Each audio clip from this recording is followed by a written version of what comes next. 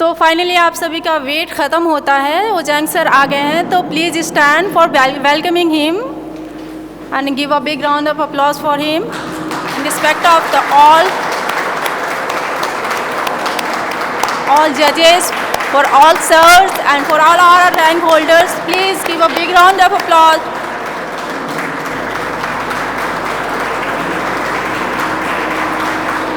Ladies and gentlemen, needless to say anything about this academy, Ojang IAS. As we all know, this academy has been offering its best of teaching as best academy indeed. It is said that if we get right direction at initial stage, our journey becomes smoother. And Ojang is an institute who believes not only a student should be dedicated and focused, but also teachers and mentors should be dedicated and focused equally. As we all know, for making a beautiful building, the all ingredients should be important and equal. Apart from this, the 8R methodology of Ojang making it different from others.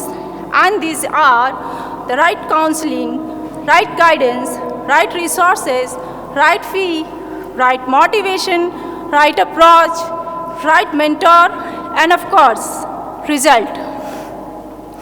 And today, this evening, ladies and gentlemen, standing in this hall, I would privileged and honored to say that I feel very privileged to associate with this renowned and a very prestigious IAS institute. So I can understand how you all are feeling today.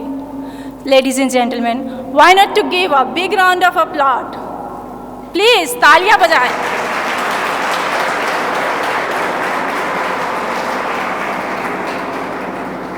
Okay, this is really wonderful to see a wonderful people sitting here. तो आइए इस अहम से शुरुआत करने के पहले ladies and gentleman, इस खूबसूरत सी शाम में मैं हूं आपकी होस्ट रितु सिंह और आप सभी का तहे दिल से एक बार फिर से स्वागत करती हूं और शुक्रिया अदा करना चाहती हूं क्योंकि आप सभी ने अपने बिजी शेड्यूल से टाइम निकाला और यहां आकर अपना कीमती वक्त दिया हमें. कुछ अर्ज करना चाहूँगी. निगाहों में मंजिलें थीं, निगाहों में मंजिलें थी, हम गिरे और गिरकर फिर संभले, हम गिरे और गिरकर फिर संभले. हवाओं ने बहुत कोशिश की, हवाओं ने बहुत कोशिश की बुझाने की, लेकिन चिंगारी इन आंधियों में भी जलती रही और इन्हीं आंधियों को पार करते हुए लेडीज एंड जेंटलमैन हम यहाँ तक आ पहुँचे हैं with the limit of success. So एक बार फिर से जोरदार तालियों के साथ स्वागत करते हैं आज के इस इवेंट की.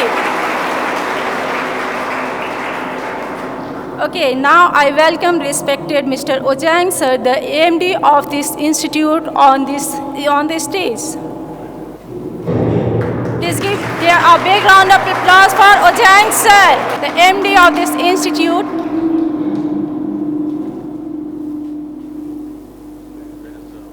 Can you have a seat?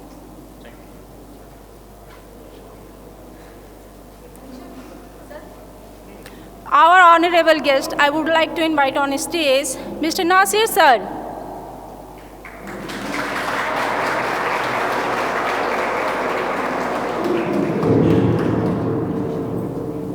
तालियां बजती रहनी चाहिए.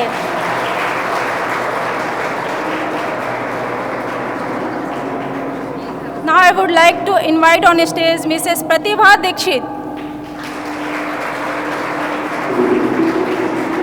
पीछे से तालियों की आवाज़ नहीं आ रही है, प्लीज़ तालियां बजाएं.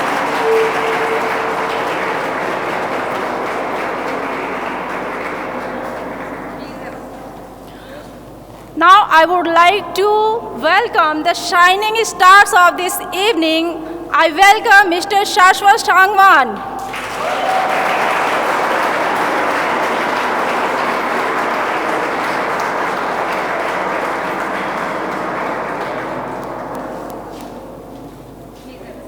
I would like to welcome Ms. Mini Shukla. Please give big round of applause for Mini Shukla.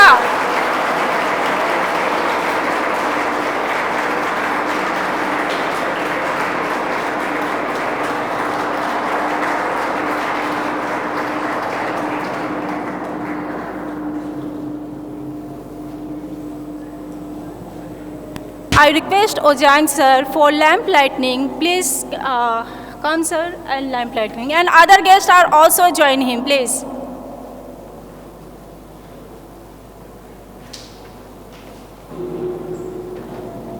क्योंकि दीप लाइटनिंग में बहुत ही पॉजिटिव वाइब्स एंड एनर्जी होते हैं जो कि हम माँ सरस्वती की रिस्पेक्ट में चलाते हैं।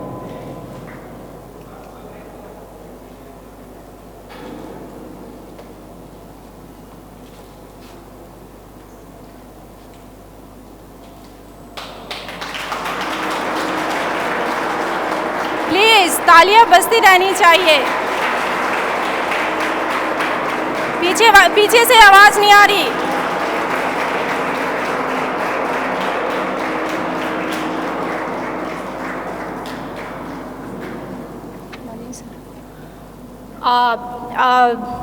Mr. Nalin sir recently joined us. Please give a big round of applause for him.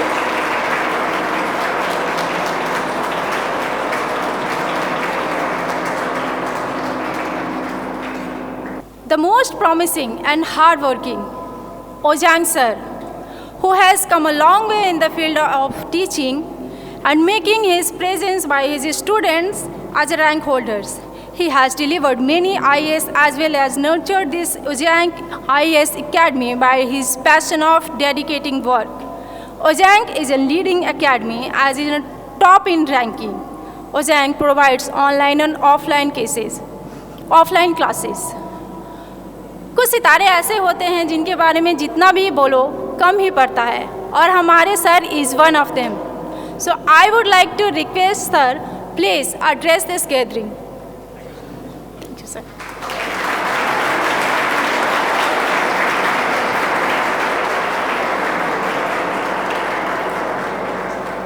Good evening all of you. मेरी आवाज़ तो वैसे भी तेज़ है और आप लोग मुझे पहले मेरे ख्याल से सुन चुके हैं शायद.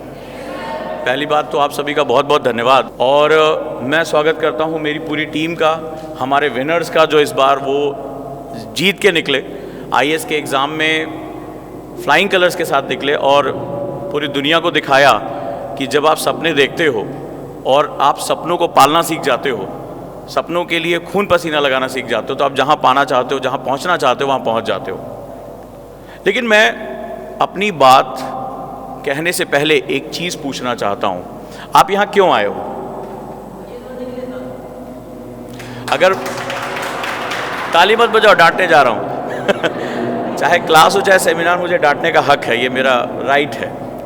तो अगर तुमने मुझे सुना होगा, सुना है, मुझे लग रहा है सुना है, तो मैंने हमेशा एक ही बात कही, आईएएस बनने के लिए पढ़ाई मत करो.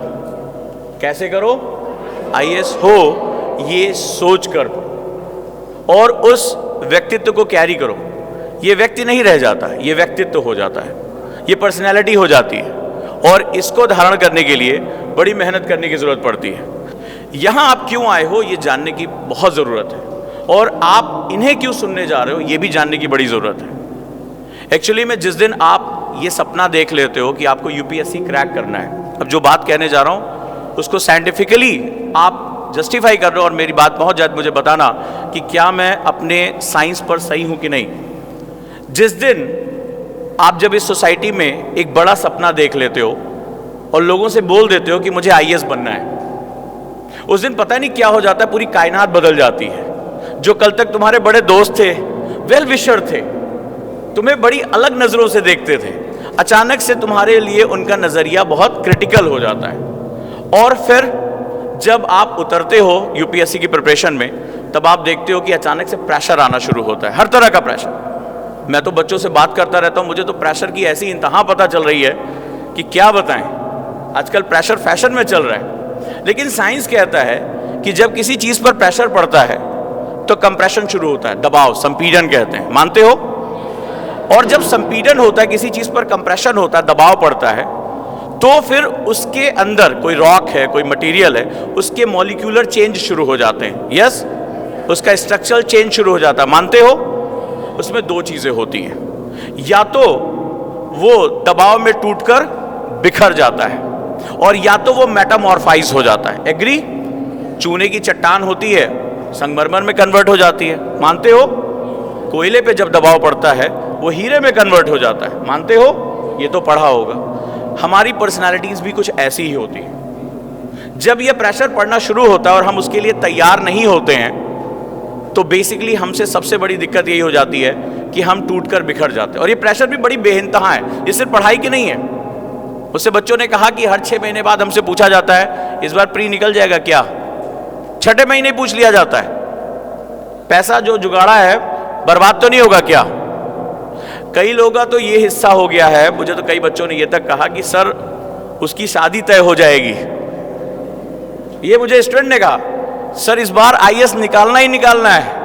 अब पता चला एक आध अटेम्प्ट कहीं खराब हो गया तो उसके बाद क्या होता है, सर कार्ड आ गया।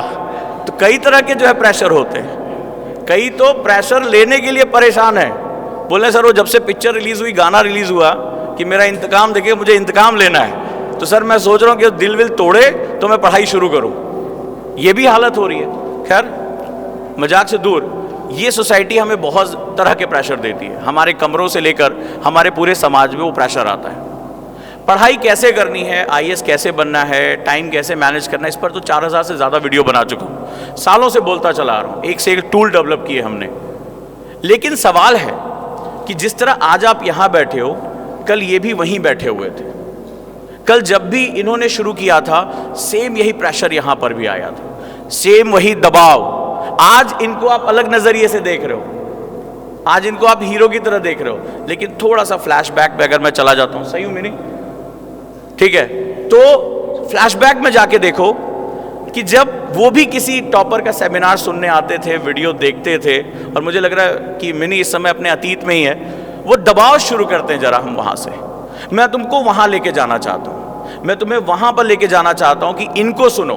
मुझे तो बहुत सुना, इनसे अगर कोई चीज़ पूछ रहा है तो ये मत सोच रहा कि मैम कितने घंटे आप पढ़ते थे, ये इनकी कैपेसिटी थी, आपने कैसे लिखा ये बताएंगे। लेकिन जो चीज़ जानना वो ये जानना कि जब प्रेशर पड़ा था और टूट जाने वाली आदत आ गई थी तो आपने खुद को कैसे जोड़ा, खुद से कैसे लड़ा।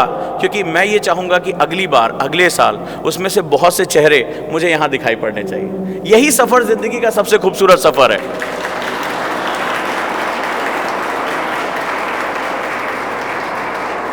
यही सफ़र ज़िंदगी का सबसे खूबसूरत सफ़र है। और इसी सफ़र को जो पूरा करने का नाम उसे हम लोग सक्सेस कहते हैं। कि कुर्सियाँ कैसे बदल जाएं, ज़िंदगी में इससे ज़्यादा कोई इंपॉर्टेंट चीज़ नहीं होती है। तो जब आप तैयारी करने उतरते हैं, डर, अगर आपको लगता है कि केवल कुछ ही लोगों को लगता है, सबके लिए है। परेशानियाँ, टाइम से कभी भी काम पूरा ना हो पाना, 15 दिन हिस्ट्री पढ़ूँ या 15 दिन ज्योग्राफी, ये जो काम है ये हमेशा चलता रहेगा, टाइम टेबल कभी पूरा नहीं होता। कल सुबह पक्का 4 बजे उठूँगा, ये मत सोचना कि कुछ खास लोगों की कहानी है, ये कहानी घर घर की है। अब बस सवाल ये है कि इनमें से रोज लड़कर अपना रास्ता कैसे बनाते हैं, यही चीज़ है यहाँ पे। और मैं ये समझूंगा कि ये परिवार बहुत लकी है।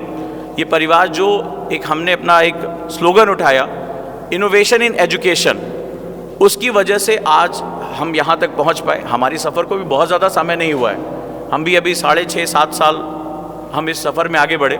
और धीरे धीरे जो हम इनोवेशन करते चले गए उसका हमें परिणाम मिलना शुरू हुआ। तुम जानते हो इनोवेशन, जैसे मैं अक्सर क्लास में भी अगर आप लोग मुझे सुनते होंगे, इनोवेशन इन एजुकेशन की बात करता हूँ। एक छोटी सी चीज़, हम रिसर्च वर्ड के साथ बड़ा जो है वो फैमिलियर हैं। Research in education, educational research, हम ये सब शब्द तो जानते हैं। इनोवेशन किसे कहते हैं, मैं आपसे बात करना चाहता हूँ। और आप यहाँ बात करने के लिए आए, सिर्फ सुनना मत, बोलना भी मौके पे, ठीक है? तो सबसे पहले जैसे मैं अपने सबसे किनारे के साथियों से बात करना शुरू करूंगा, इनोवेशन किसे कहते हैं? देखो बिल्कुल सीधे बैठ गए। मैं हर जगह क्लास की तरह ट्रीट करता हूँ, ठीक है? चलिए एक हंसी मजाक में इसे इनोवेशन किसे कहते हैं, तब आप हमारा सफ़र समझ पाएंगे और फिर आप समझ पाएंगे कि आपको इसी सफ़र के साथ जुड़ना है। तो मैं जानना चाहता हूँ इनोवेशन किसे कहते हैं?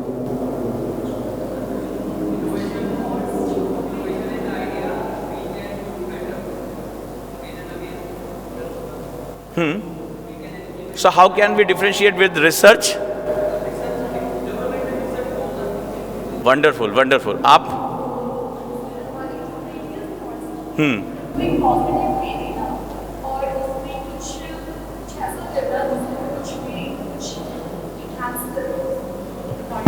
बिल्कुल सही है। इनोवेशन में जो पहला वर्ड है इन, बड़ा खास बात है। इन का मतलब होता है कहाँ से? अपने अंदर से। ठीक है, हम लोग अक्सर मोटिवेशन ढूंढते हैं, इनोवेशन कहाँ शुरू होता है? सबसे पहले अंदर से। आप जब किसी भी बनी बनाई चीज़ पे, मुझे ये पढ़ाने का तरीका बताया गया था, ये रहा सिलेबस, ये रहा तरीका, सिर्फ इतना ही करना है, लेकिन मैं इससे एग्री नहीं करता हूँ। मुझे दिखाई पड़ रहा है कि कुछ नई चीज़ों की रिक्वायरमेंट की जा रही है। जब ये दोनों स्पीकर यहाँ आएंगे तो आपको कुछ खास शख्सियतें हैं। आप लोगों ने मुझसे अक्सर सुना होगा कि यूपीएससी की तैयारी में पढ़ाई से ज़्यादा भी कुछ मांगता है। एक छोटी सी बात कहता हूँ, मिनी के बारे में एक छोटी सी बात कहता हूँ। इंटरव्यू के मार्क्स इनके रैंक 1 से ज़्यादा हैं। श्रुति आज नहीं पहुँच पाई ड्यू टू सम रीज़न। अब रीज़न क्या है? अगर आप थोड़ी सी भी जानने, मैं बताना चाहूँगा, आप टाइम्स ऑफ इंडिया के लिए आर्टिकल लिख रहे हैं। अब आप सोचिए कि आपके आर्टिकल पूरा देश पढ़ रहा है, आप कंटेंट कलेक्ट करके लेकर आ रहे हैं, आप नेशनल लेवल पे बास्केटबॉल प्लेयर हैं, आप खेल रहे हैं वहाँ पे, आप नेशनल लेवल पे एथलीट हैं। तो एथलीट अपने टेम्परामेंट के लिए जाना जाता है, वो प्रेशर में काम करना जानता है, वो स्टेमिना के लिए जाना जाता है। कहते हैं ना, जो खिलाड़ी होता है उसका मेंटल स्ट्रेंथ बहुत ज़्यादा होती है। खेल पहले यहाँ खेला जाता है, फिर शरीर खेलता है। मैं सही हूँ?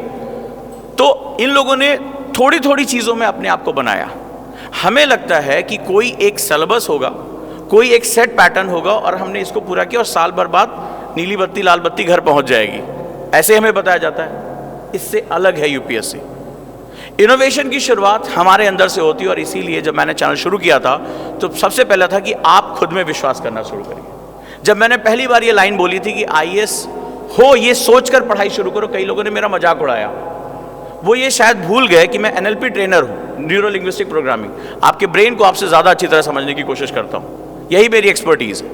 वहाँ पर जो चीज़ें हमने की, हमें ये समझ में आया कि आखिर जब सेम किताब इसके पास है, क्या इनके लिए एनसीईआरटीज़ अलग छपी थी? द हिंदू इनके घर कोई अलग वाला फेंक के जाता था? क्यों? मैंने ऐसा लगता है कि फेंक के जाता था कि इसी में से क्वेश्चन आएगा इस बार, बाकी लोगों में ये वाला खबर नहीं आई है। इनका एडिटोरियल अलग होता था। अच्छा, ऐसा भी हो सकता है कि ना, हो सकता है इनके पास जो घड़ी इनको मिली हो उसमें 48 घंटे बजते हो, या 24 ही थे? 24 ही थे ना, या कुछ अलग घड़ी थी? सेम। अच्छा, हो सकता है ब्रेन का साइज बड़ा हो, लेकिन साइंस कहता है कि वो तो बराबर मैटर है। ऐसा भी नहीं। कुछ देख के बहुत खूबसूरत लोग हैं, बहुत हैंडसम लोग हैं, अब और ज़्यादा खूबसूरत लग रहे हैं। सक्सेस की जो चमक होती है वो अलग ही लेवल पे होती है। तो ऐसा भी सर कोई बहुत बड़ा भी नहीं लग रहा है, ऐसा 4-6 हाथ पैर भी नहीं है कि 4-6 आंसर राइटिंग एक साथ चल रही हो। बिल्कुल नॉर्मल है, बिल्कुल नॉर्मल है। क्या चीज़ है जो इन्हें सक्सेस तक लेकर जाती है? वही सबसे इंपॉर्टेंट बात होती है, और वो होती है out of the box thinking. जिस दिन आउट ऑफ द बॉक्स यानी अपनी लीक से हटकर अपनी व्यक्तित्व के हिसाब से कुछ नया सोचना, उसी दिन इनोवेशन की शुरुआत होती है। और क्या कोई किसी के लिए आउट ऑफ द बॉक्स सोच सकता है? मुझे बताइए, कोई किसी और के लिए आउट ऑफ द बॉक्स सोच सकता है? नहीं। इसीलिए इनोवेशन में पहला वर्ड होता है इन। ये आप हैं जो अपने लिए सोच पाएंगे, ये आप हैं जो अपनी ताकत को समझ पाएंगे। और इनोवेशन जो है, दूसरी चीज क्या चाहता है? इनोवेशन चाहता है ब्रेवरी, साहस, करेज।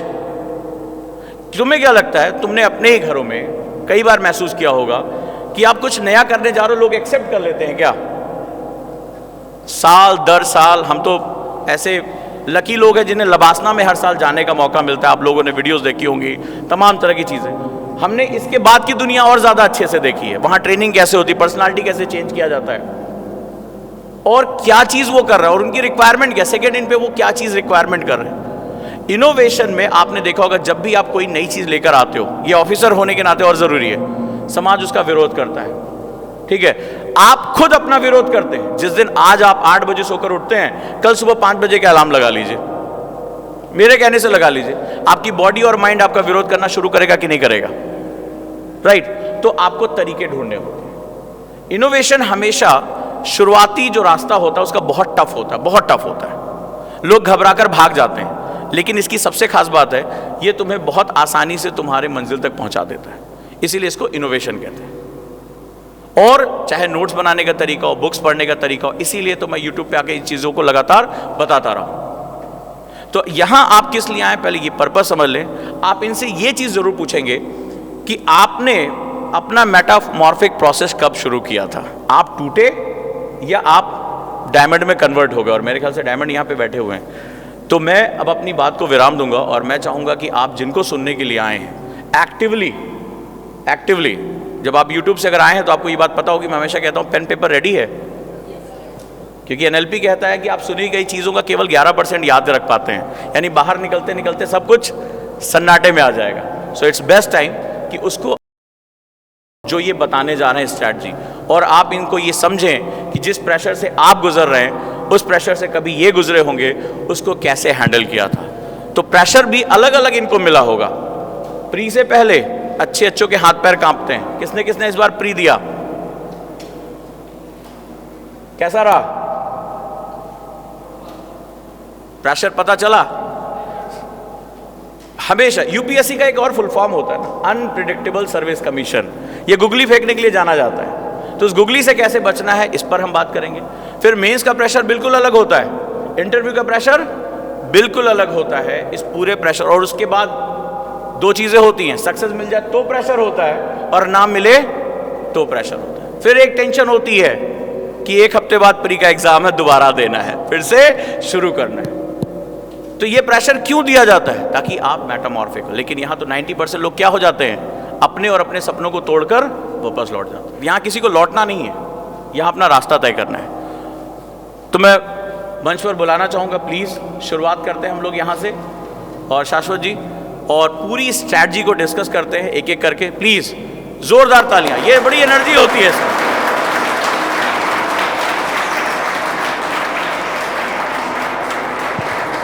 Hello. I welcome Mr. Krishna Kumar sir. He joined us a little late. Please give a big round of applause for his honor.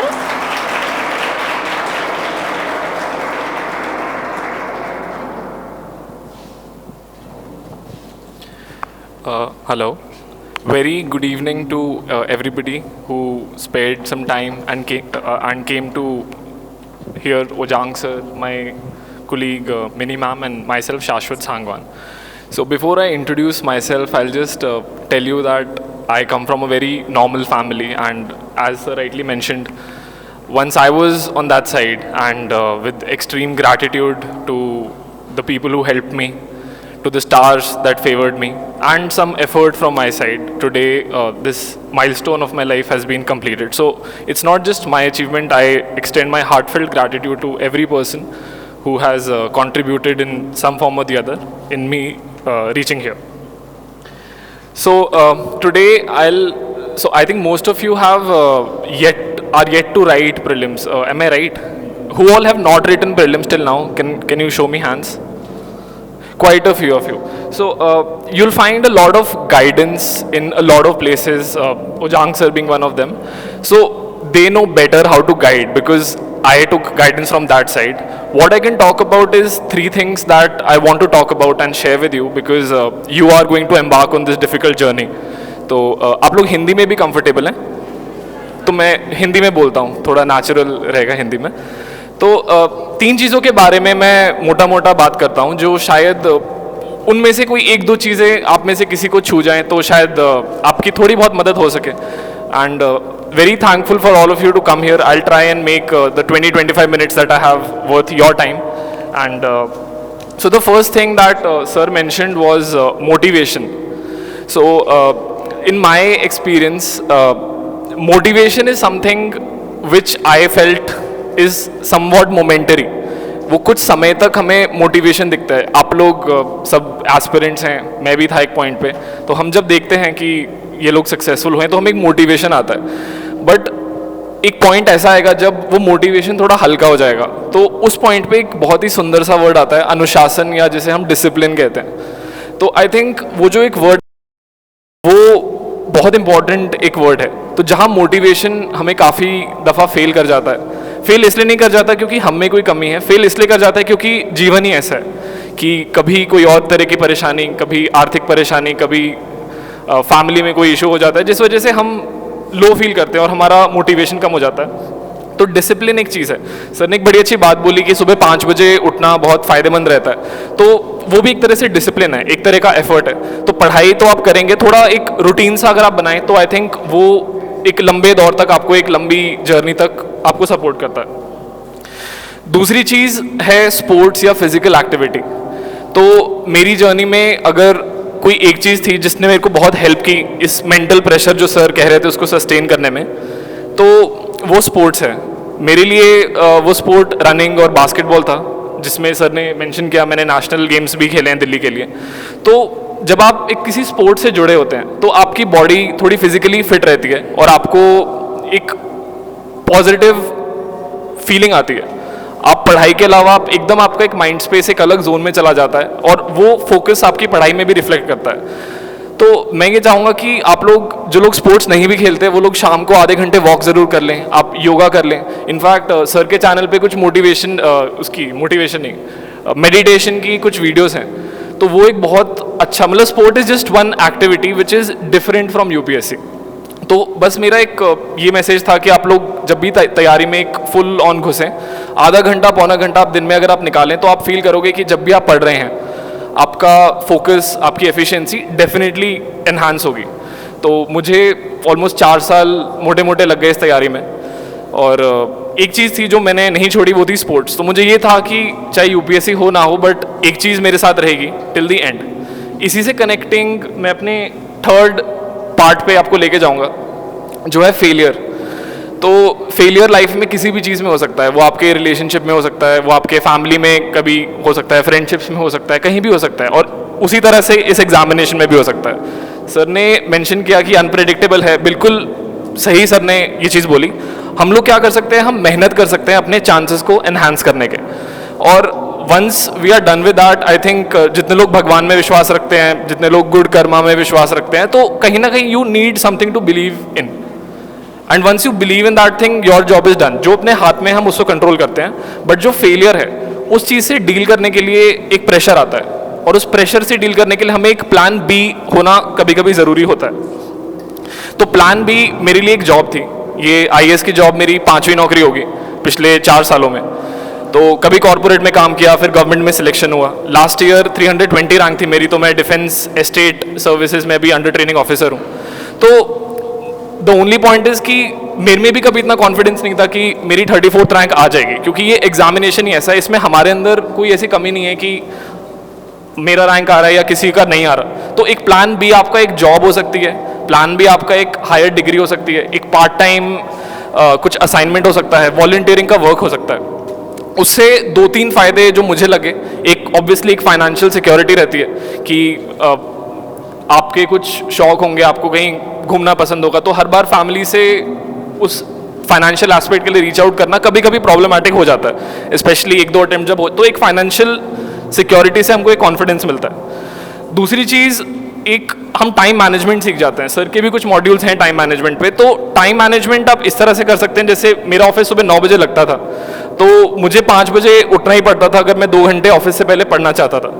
On the other hand, जब मेरा ऑफिस नहीं था तो 10-11 बजे से पहले डिसिप्लिन लाना या मोटिवेशन लाना काफ़ी मुश्किल हो जाता था। तो एक आपके पास एक ऑल्टरनेटिव, एक प्लान बी भी साथ साथ चल रहा है, और आप इस एग्ज़ाम को भी दीजिए। थर्ड, जो मुझे लगता है कि आपकी एफिशिएंसी डेफिनेटली एनहांस होती है, आपका प्रेशर कम हो जाता है जब आप एक साइड में कोई एक आपकी एक्टिविटी चलती है। तो मोटा मोटा यही इस चीज़ की समरी है कि आप इस एग्ज़ाम में जब तक एक थ्रेशोल्ड ऑफ नॉलेज तक आप पहुँचें, तब तक आप फुल टाइम तैयारी कीजिए। वो एक बहुत अच्छी स्ट्रैटेजी है, मैंने भी 6-7 महीने का गैप लेके वो किया था। उसके बाद आप उसको रिवाइज करते रहिए, उस पर वैल्यू एडिशन करते रहिए, बट साथ साथ एक प्लान बी अगर आपके पास रहता है तो काफ़ी बार प्रेशर हैंडल करने में मेरे समझ में बहुत आसानी होती है। तो 3 चीज़ों के बारे में मैंने बात की। पहला, मैंने आपको एक वर्ड दिया, डिसिप्लिन। डिसिप्लिन रातों रात नहीं आता, मतलब कई साल भी लग जाते हैं। कुछ लोग नेचुरली गिफ्टेड होते हैं अच्छी विल पावर के साथ, बट कुछ मेरे जैसे होते हैं कि इधर उधर ठोकर खा के 3-4 अटेम्प्ट में समझ जाते हैं कि हाँ, अगर एक रूटीन है तो लाइफ इस एग्ज़ाम के रिलेटेड थोड़ी सी आसान है। दूसरी चीज़ मैंने कहा कि आप फिजिकल एक्टिविटी कुछ ना कुछ में खुद को आप एंगेज रखिए, चाहे वॉक कर लीजिए, योगा कर लीजिए, मेडिटेशन कर लीजिए। अगर कोई टीम स्पोर्ट्स खेलते हैं जैसे फुटबॉल, तो प्लीज़ उसको मत छोड़िए, क्योंकि it's also means of socialisation. आप अपने फ्रेंड से भी मिलते हैं, बैडमिंटन आप खेल सकते हैं। और तीसरी चीज़ जो मैंने बोली, वो एक थ्रेशोल्ड ऑफ नॉलेज अचीव करने के बाद अगर प्लान बी आपके पास कोई रेडी है, तो इस एग्ज़ाम के स्ट्रेस से डील करने में काफ़ी आपको हेल्प होती है। कुछ मिथ्स वगैरह होते हैं एग्ज़ाम में, जैसे आप लोग तैयारी में आ रहे हैं, मेरे मन में डाउट थे कि 10 घंटे 12 घंटे पढ़ने को हम कहीं ना कहीं पे ग्लोरीफाई करते हैं। तो मैं जॉब में था पूरे टाइम, शायद 4 या 5 घंटे मेरी पीक होती थी जो मैं पढ़ पाता था। बट एक सही गाइडेंस एक इम्पॉर्टेंट एस्पेक्ट है इस एग्जामिनेशन का, कि एक सेइंग है कि before you start climbing the ladder to success, just make sure it's leaning against the right wall. So that saying is very appropriate. Now if one book of art and culture or one module of art and culture can do the trick for you, and आप 3 किताबें पढ़ रहे हो तो आपका effort तो बढ़ रहा है, आपके मेंटल प्रेशर भी इंक्रीज हो रहा है और चांसेस आपके इतने अफेक्ट नहीं हो रहे, तो आपको थोड़ा सोच समझ के अपने टाइम को इन्वेस्ट करना है। क्योंकि आई थिंक सब 20s में ही होंगे, मैं भी 26 साल का हूँ, आप भी अराउंड उसी रेंज में होंगे, 25 प्लस माइनस 3-4 साल कुछ है। तो उस टाइम की आप कीमत रखिए। अगर आप कोई किताब कोई नोट्स उठाने की कोशिश कर रहे हो तो एक बार खुद से पूछ लो कि क्या इसकी रेलेवेंस है।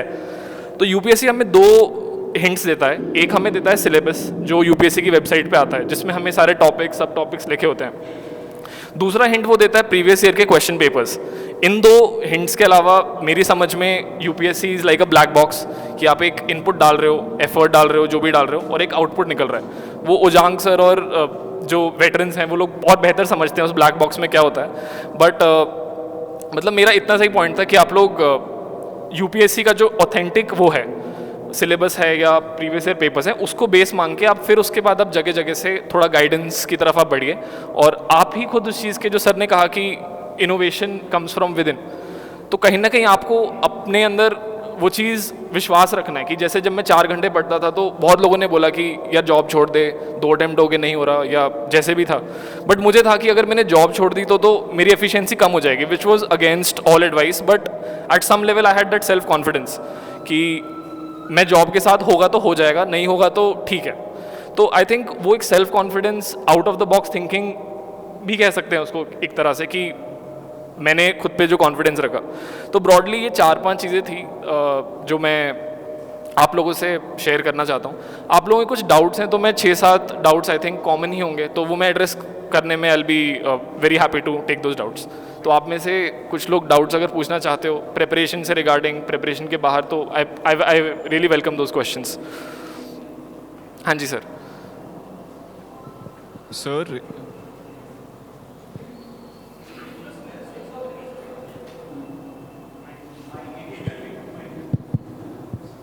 हाँ जी।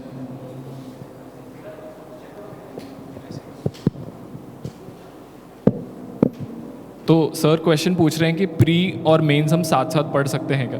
तो देखिए, कॉन्स्टिट्यूएंट सब्जेक्ट्स जो हैं कोर के, अगर आप सिलेबस के थ्रू गो थ्रू करेंगे तो आप रियलाइज़ करोगे कि 4-5 मेन पिलर्स हैं जिन पे बेस्ड प्रीलिम की तैयारी भी होती है और मेंस की भी होती है।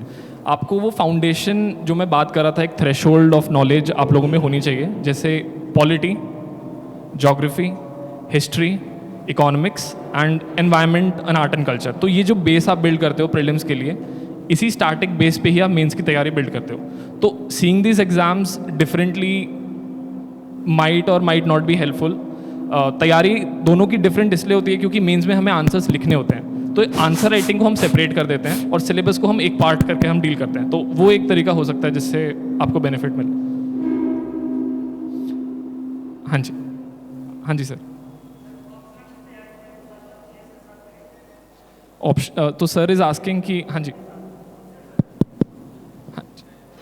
हेलो आप किस ऑप्शनल सब्जेक्ट की तरफ देख? Political science. तो सर इज आस्किंग कि ऑप्शनल की तैयारी हम लोग खुद से कर सकते हैं क्या, और ऑप्शनल प्लस जीएस साथ में कर सकते हैं क्या?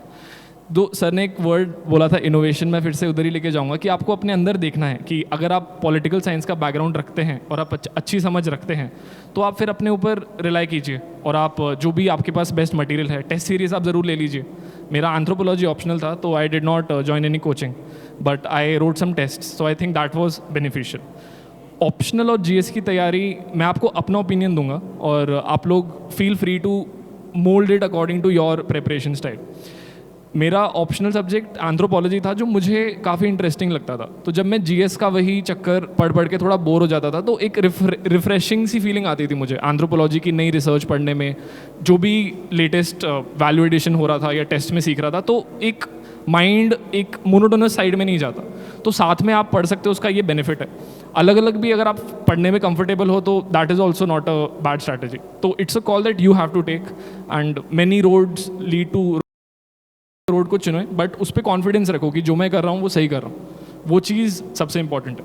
और PSIR तो आई थिंक काफ़ी चलता हुआ ऑप्शनल है, तो उसमें आपको अच्छी गाइडेंस, अच्छे नोट्स, अच्छी टेस्ट सीरीज बहुत आराम से मिल जाएंगे। Thank you. तो सर इज़ आस्किंग कि मैंने जो बातें मेंशन की थी सिलेबस के सब हेडिंग्स और क्वेश्चन पेपर को हम किस तरह से इंटरप्रेट करें कि वो हमारे फाइनल स्कोर शीट में रिफ्लेक्ट करें। तो देखिए, जो क्वेश्चन जो GS के हमारे टॉपिक्स की लिस्ट दी होती है, जैसे impact of terrorism and impact on environment, basic modern history, तो उन्हीं टॉपिक्स के अंदर ही क्वेश्चन छुपे हुए हैं। आपको जैसे मैं एक टॉपिक देता हूँ कि नॉन स्टेट एक्टर्स का टेररिज्म पे क्या इम्पैक्ट है, या फिर इंटरनेशनल एनवायरनमेंट की कंजर्वेशन बॉडीज़ का हमारे एनिमल तो you should have that basic concept clear in your head, and once you have that, आप उसको आंसर राइटिंग में आप ट्रांसलेट करने की कोशिश कीजिए। फिर आप किसी टेस्ट सीरीज से जाकर उसको इवैल्यूएट कीजिए, आप टॉपर कॉपीज़ देखिए कि वो किस तरह से लिख रहे हैं, क्या वो कुछ अलग से डायग्राम बना रहे हैं जिससे उनको नंबर मिल रहे हैं। तो वो जो एक गाइडिंग लाइट्स हैं, वो जो सिलेबस का एक हर एक वर्ड जो मेंशन्ड है, वो एक गाइडिंग लाइट है। सेकंड, जो आप कह रहे हो प्रीवियस ईयर के जो क्वेश्चन पेपर्स हैं, उन क्वेश्चन पेपर हमें एग्जामिनर की साइकोलॉजी के अंदर एक पीक देता है कि एग्जामिनर इनमें से सिलेबस में अगर 10 टॉपिक्स हैं, कुछ टॉपिक्स हमेशा फोकस में रहते हैं। जैसे GS3 इकोनॉमिक्स में they usually ask about static knowledge कि GDP हम, बहुत सिंपल सा क्वेश्चन है कि GDP हम कैसे कैलकुलेट करते हैं। तो ये एक बेसिक सा क्वेश्चन है कि एग्जामिनर हमारा स्टैटिक नॉलेज चेक कर रहा है। जो सर ने क्वेश्चन पूछा कि क्या प्रीलिम्स और मेंस की तैयारी सेम है, तो ये प्रीलिम्स में भी हम यही सेम चीज़ पढ़ते हैं। तो वो हमें उन टॉपिक्स की तरफ एक लाइट देता है कि ये टॉपिक्स आप और अच्छे से प्रिपेयर करो।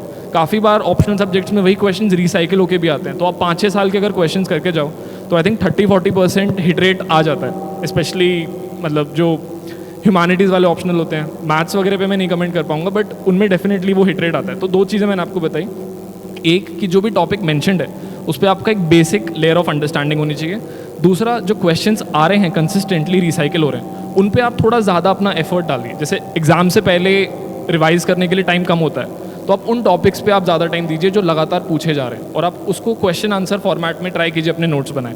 तो इस तरह से जो मेरे को समझ आया इस एग्ज़ाम में, मैं आपसे शेयर कर रहा हूँ। जो नोट्स हम बनाएंगे उसमें जो रिफ्लेक्ट करेंगे वो चीज़ें, तो हमें एक तो ये बता दीजिए कि कितने साल तक का देखना है, और दूसरा ये बता दीजिए सर कि उसको मतलब हम मैनेज कैसे करें कि जैसे एक ही टॉपिक है, उसके जैसे एटलीस्ट 15 to 20 क्वेश्चंस मान लीजिए आ रहे हैं जो बहुत ज़्यादा कॉमन टॉपिक है, तो उसमें हम जो नोट बनाएं तो वो लिमिटेड जो क्वेश्चंस भी कवर हो जाएं उस नोट में, और वो लिमिटेड उसमें भी रहे ताकि इजीली रिवाइज हो जाए मेन से पहले।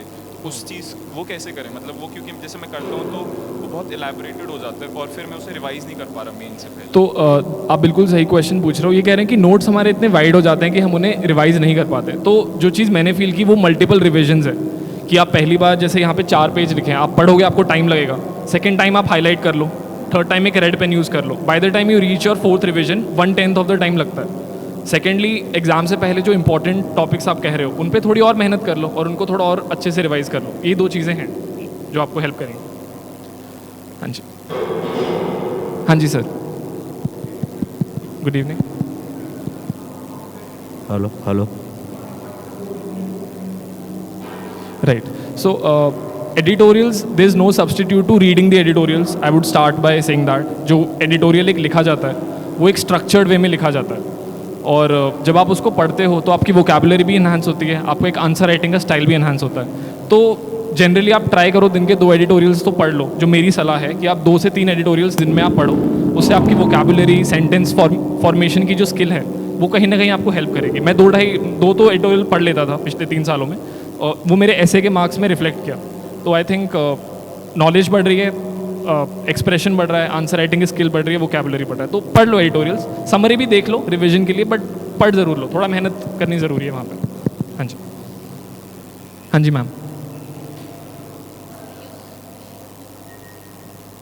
माय क्वेश्चन इज़, जैसे हम लोग एक मंथ में मैंने ऐसे प्लान बनाया कि ज्योग्राफी पढ़नी है, एंड फिर ज्योग्राफी पढ़ा कंटिन्यूसली। आफ्टर दैट फिर मैंने हिस्ट्री उठाया। तो सर फिर जो हम पढ़ते जाते हैं जैसे हिस्ट्री, पॉलिटी, एंड फिर पीछे का जो होता है वो भूलते जाते हैं। तो फिर जब रिवीजन को बैठते like short note and all, तो वो बहुत ज़्यादा बर्डन हो जाता है। जैसे हिस्ट्री पढ़ा तो फिर ज्योग्राफी का भी लास्ट में देखना, फिर जब हिस्ट्री ज्योग्राफी कंप्लीट हुआ फिर उसका देखते रहना, तो उसको कैसे डील करें। एंड तो फिर से मैं out of the box thinking और इनोवेशन की तरफ आपको पॉइंट करूंगा कि आपको अपना एक स्टाइल डेवलप करना है जिससे आप उसको और इफेक्टिवली करो। तो मैंने जो स्टाइल डेवलप किया था वो मैं आपसे शेयर कर लेता हूँ, उस तरह से आप कुछ सोचिए। तो प्लीज़ हैव अ सीट। तो मैम पूछ रही हैं कि काफ़ी बार हमारा जो स्टडी मटेरियल होता है वो इतना वास्ट हो जाता है कि हम भूल जाते हैं हमने पहले क्या पढ़ा था। तो मैं क्या करता था, दिन में एटलीस्ट 2 सब्जेक्ट पढ़ता था, तो वो एक चेंज ऑफ माइंड या चेंज ऑफ मूड तरह से आप देख लो कि अगर हिस्ट्री पढ़ रहे हो और साथ में आप थोड़ा ऐसे राइटिंग कर लो या ज्योग्राफी के साथ इकोनॉमिक्स पढ़ लो, तो वो माइंड जो है वो अलग अलग एक जगह पे फोकस करके एफिशिएंसी कम नहीं हो पाती। दूसरी चीज़ कि जो आप प्रॉब्लम फेस कर रहे हो कि दिमाग से इन्फॉर्मेशन इरेज हो जाती है, वो एक बहुत नेचुरल सी चीज़ है और वही दिमाग ही हमारा दुश्मन बन जाता है उस केस में। बट उसको डील करने के लिए आप मल्टीपल रिविजन्स ही कर सकते हो। तो आप हफ्ते में एक दिन थोड़ा जो आपने पिछले हफ्ते में पढ़ा है उसके लिए आप थोड़ा रिवीजन का टाइम निकाल लीजिए, महीने में एक बार सेकंड रिवीजन कर लीजिए।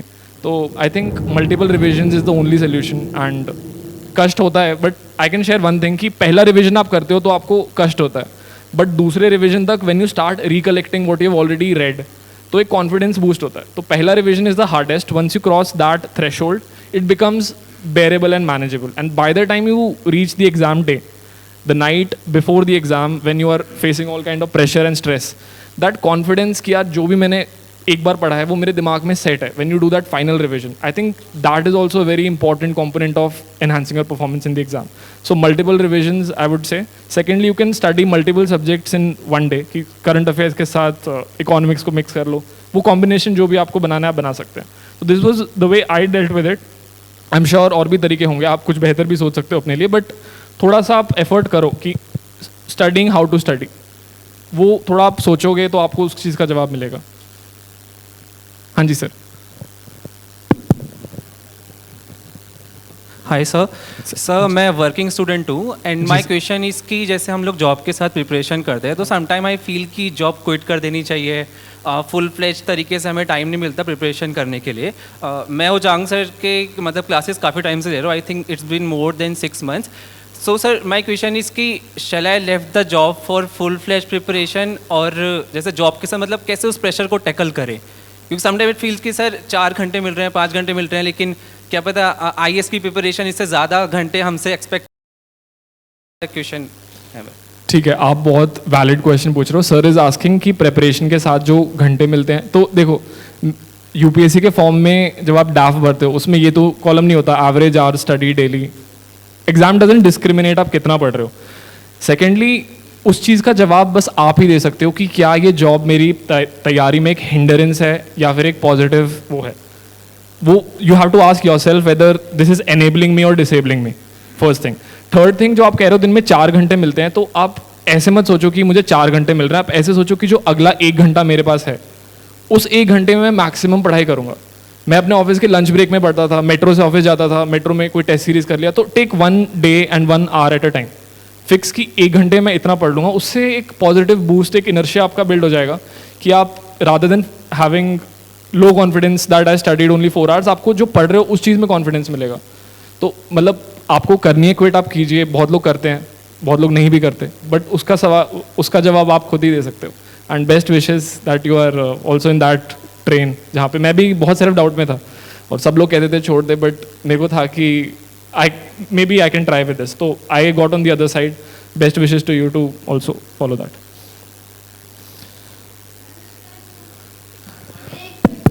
हाँ जी मैम। हमारे ऊपर जो प्रेशर पड़ता है ना, ऐसे ही नहीं मैम इज़ लाउड इनफ, बहुत अच्छे से सुन रहे हैं।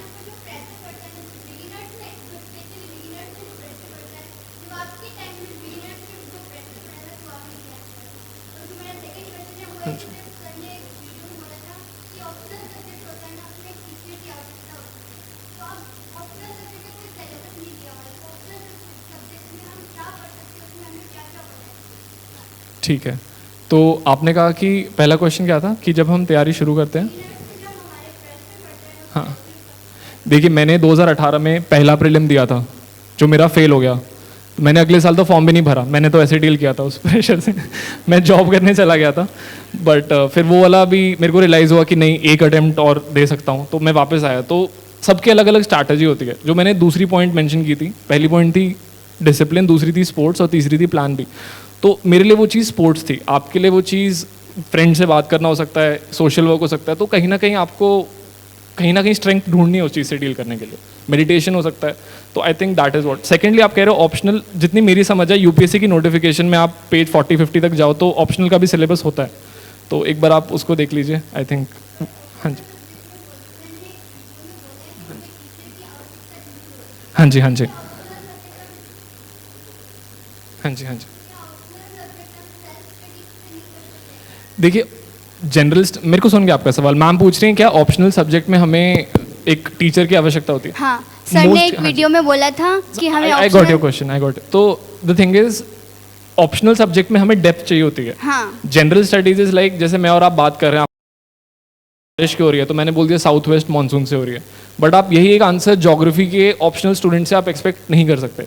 वहाँ आप जीएस का आंसर लिख के आओगे, the person who is checking is probably at least MA तो होगा ज्योग्राफी में सर। तो उस लेवल की डेप्थ रीच करने के लिए most of us struggle with that. So in that context sir said it as a general thing कि to have that level of depth, having a guide or a mentor or a coaching might be beneficial, and I think for most people that is true. So sir can't speak for every person in particular because sir I think address like almost 2 million people. So एक last हाँ question, हाँ please पूछिए। हाँ जी जो आपका interview होता है उसमें क्या हुआ था? मुझे आज तक नहीं पता चला कि आखिर होता क्या है उसमें। हाँ जी, तो आप अपना एक्सपीरियंस बताओ कि आपके इंटरव्यू में हुआ क्या था। ठीक है, तो क्या होता है उसमें, तो जैसे मान लो ये पीछे इंटरव्यू का रूम है, तो एक बाहर एक ऐसे चेयर होती है, उस पर ऐसे बैठे होते हैं, ठीक है, और उस चेयर पे जब ऐसे बैठे होते हैं तो ऐसे ऐसे पैर हिलते हैं, राइट, ठीक है। एक वहाँ पे एक रेड कलर की लाइट होती है, जैसे कैमरा है, वहाँ पे एक रेड कलर की लाइट होती है, वो ऑन हो जाती है, तो फिर आपको अंदर जाना ठीक है। उसके बाद ऐसे बाहर वो 2-3 जो वहाँ पे स्टाफ होते हैं वो आपको शांत कर रहे होते हैं कि पानी पी लो, एक कोई कभी मेरे को टिश्यू पेपर भी दे रहा था कि यार पसीना पोंछ लो but when you enter the room there is an aura, and that aura is I think because of the chairperson, esteemed chairperson, who's usually a distinguished civil servant in most of the board cases. Secondly, there are 3 to 4 other members who are sitting there. All of them have exemplary government service, specialist experience in psychology or armed forces, so they make you feel comfortable, and that is when your nerves calm down, and that is the moment you have to quickly transition from being a little nervous, which is normal, to somebody who you actually are, because it's a test of your personality. And मेरी personality 24 घंटे nervous रहने की नहीं है। मेरी personality probably जैसे मैं बात कर रहा हूँ अभी भी थोड़ा हूँ नर्वस क्योंकि इतने सब लोग सुन रहे हो, but you have to transition in that mode, and once you transition into that mode I believe all of you are here for public service.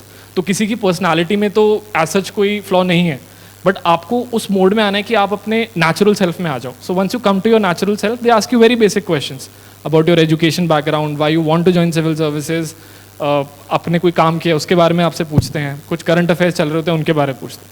तो आप एक प्रॉब्लम सॉल्विंग माइंडसेट के साथ अगर आप जाओ, एक पॉजिटिव रहो, जैसे आप हो वैसे रहो। आई थिंक इस बार one of the highest marks थे मेरे इंटरव्यू में, पिछली बार कम थे, तो यही डिफरेंस था दोनों बार। बाकी पर्सनालिटी तो इतनी चेंज नहीं हो सकती 8 महीनों में, बट एक नेचुरली मुझे फील हुआ कि मैं उस जोन में ट्रांजिशन कर पाया, जिसकी वजह से मार्क्स अच्छे थे। Mini ma'am has also done very well. हाँ जी, thank you so much sir. I think मैं आपसे कुछ क्वेश्चन करूँ। Of course sir. हाँ जी सर। मैं इन्हें बहुत अच्छी तरह समझता हूँ ये क्या पूछना चाहते हैं। हाँ जी सर। रेडी? ये पूछ नहीं पा रहे हैं, अभी ये शायद पूछना चाह रहे हैं। हाँ ठीक। सर मैं आपसे एक क्वेश्चन पूछना चाहता हूँ।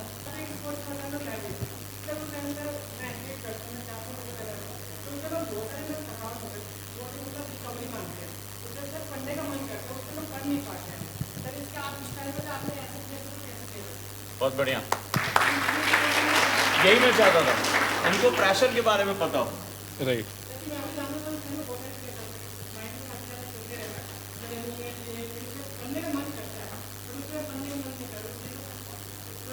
तो उसमें जो तो मैंने ये इनोवेशन की थी कि मैं सुबह के टाइम पढ़ता था जब मेरा माइंड और बॉडी रेस्टेड होता था, और शाम को मैं रनिंग या बास्केटबॉल जो भी स्पोर्ट्स खेलता था तो उससे बॉडी थक जाती थी तो नींद भी अच्छे से आ जाती थी। तो थोड़ा आप टाइम मैनेजमेंट जो सर कह रहे थे उस चीज़ पे फोकस करोगे, सुबह आप पढ़ लो शाम को खेल लो, तो दोनों पर्पस सॉल्व हो जाएंगे। हाँ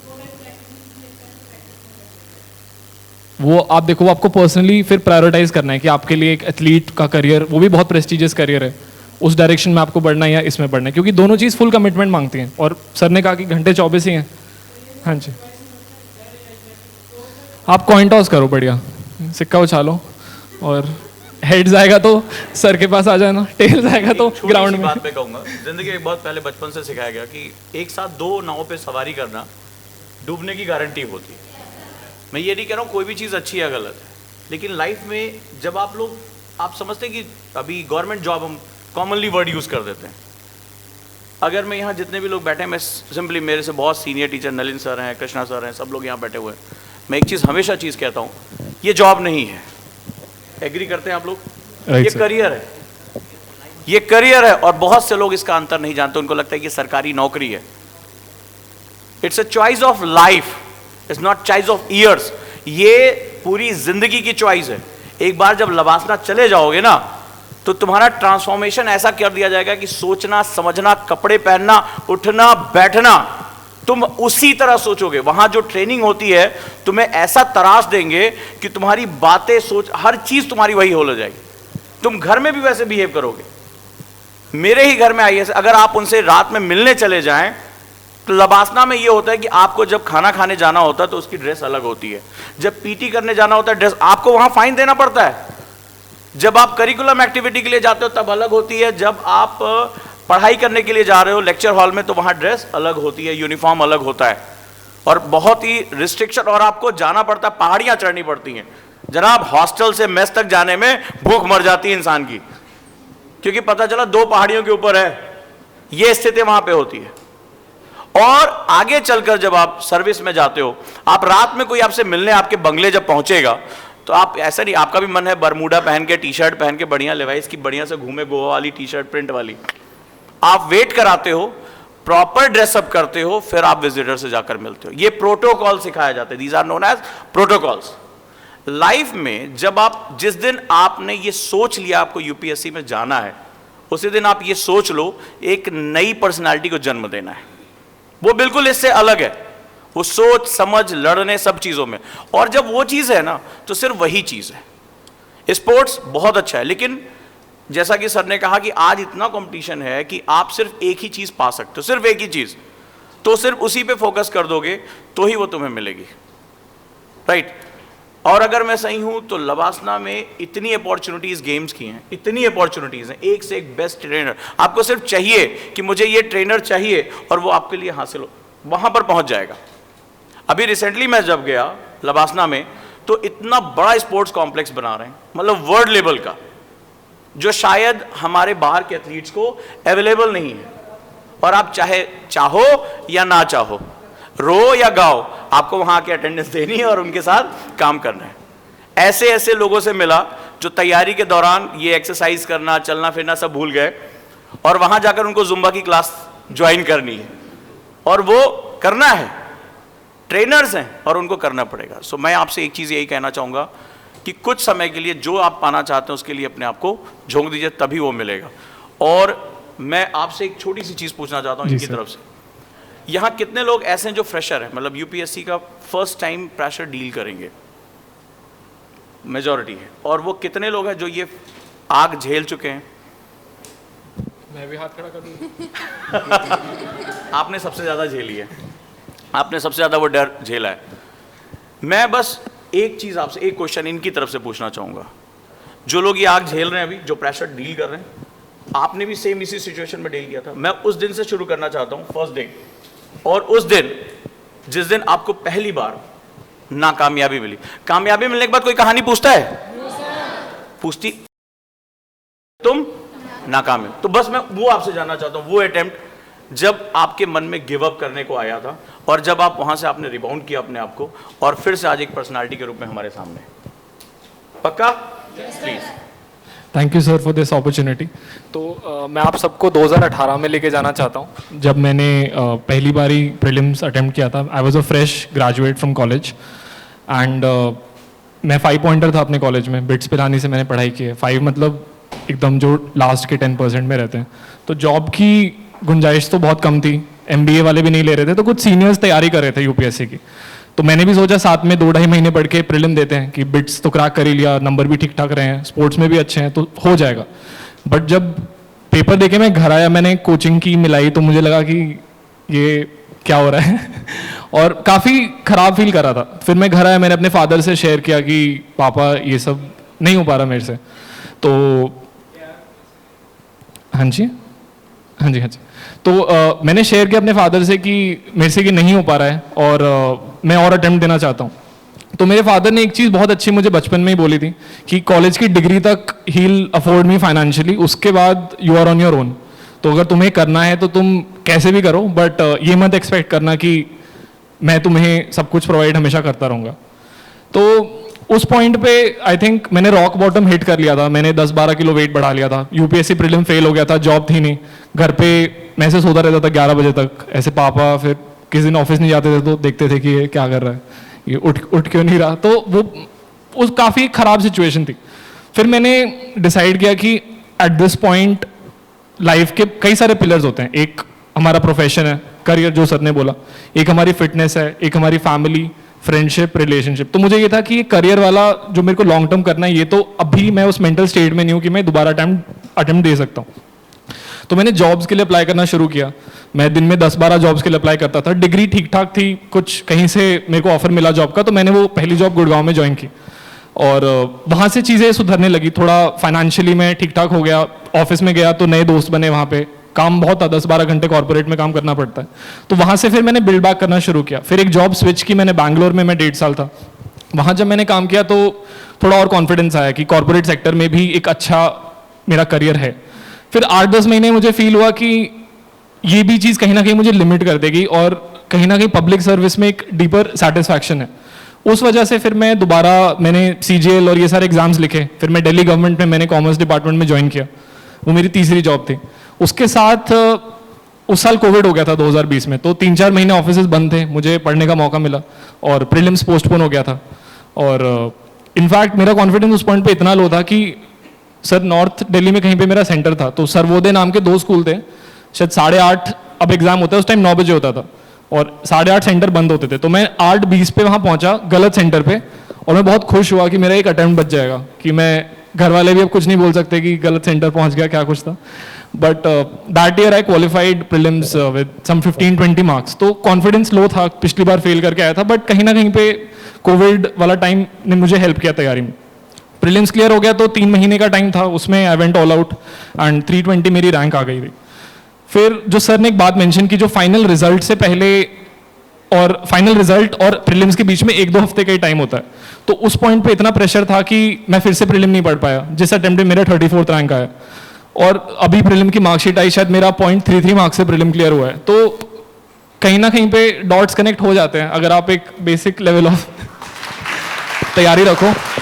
और सबकी लाइफ में वो लो फेज आता है जब आपकी लाइफ में कुछ भी नहीं बन रहा होता। तो वो जो मैं लाइफ में पिलर्स की बात कर रहा था, तो अगर आपका एक यूपीएससी का पिलर या फ्रेंडशिप का या रिलेशनशिप का पिलर एक बार के लिए वीक है, तो जो आपका हाउस ऑफ लाइफ है वो बाकी पिलर्स को आप थोड़ा स्ट्रेंथन कर लो। कुछ टाइम अपनी फिटनेस पे काम करो, तो कुछ दिन दोस्तों के साथ इधर उधर घूम लो, कुछ टाइम फैमिली के साथ आप टाइम स्पेंड करो।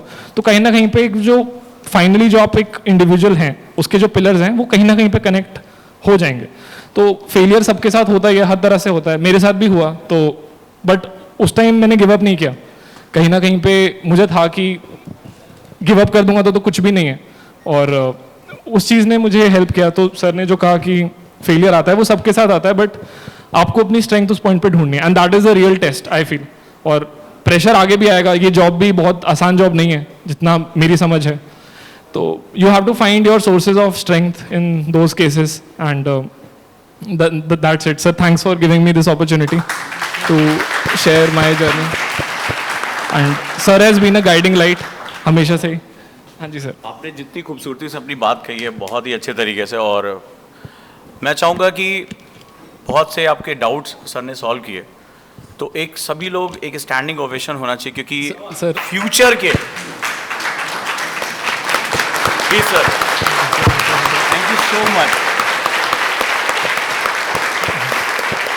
Thank you so much, thank you so much. इसलिए नहीं कि आपने एक यूपीएससी का एग्ज़ाम क्रैक किया, इसलिए क्योंकि असली एग्जाम अब आ रहा है। Very well said. इसलिए जो हमारी फैमिली की एक परंपरा रही है, हम लोग बहुत ही डीपली बाउंड रहते हैं।